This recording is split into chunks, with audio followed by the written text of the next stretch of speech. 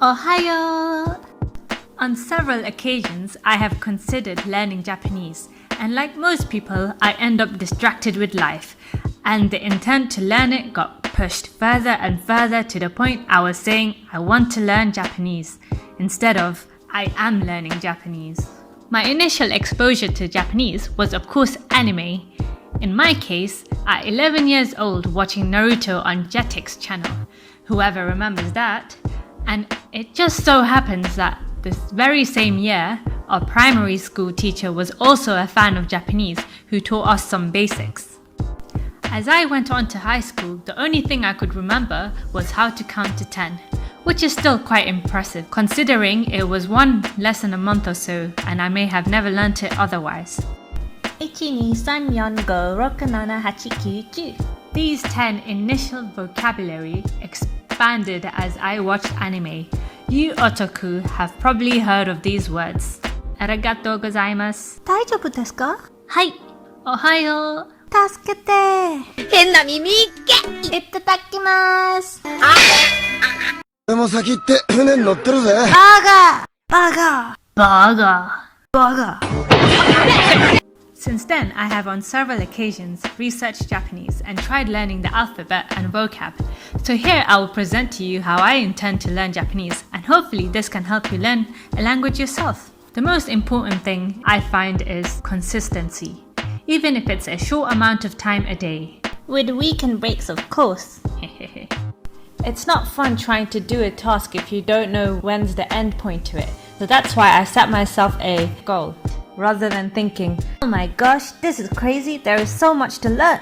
The first thing I did this time is to set out a plan with quantifiable goals and set a time limit. I can adjust these to a more suitable counter as I go.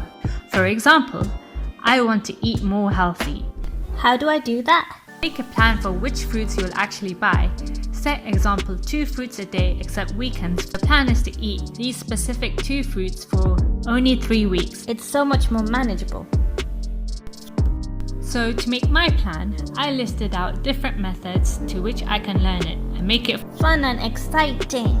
To start with, using the app Duolingo, which gives a game-like experience, I've set a 10-minute daily goal. I don't always achieve this every time, but at least I will try and keep up my streak by doing at least 1 level a day.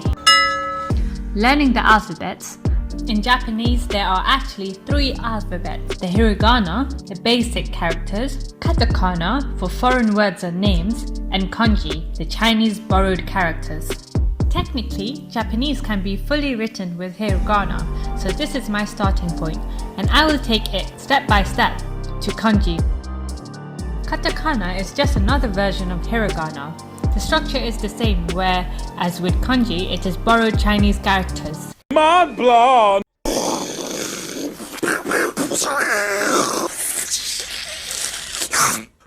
To learn the alphabet, I will just focus on 5 characters a day, and then the next day I will add another 5, so I'll be writing out 10.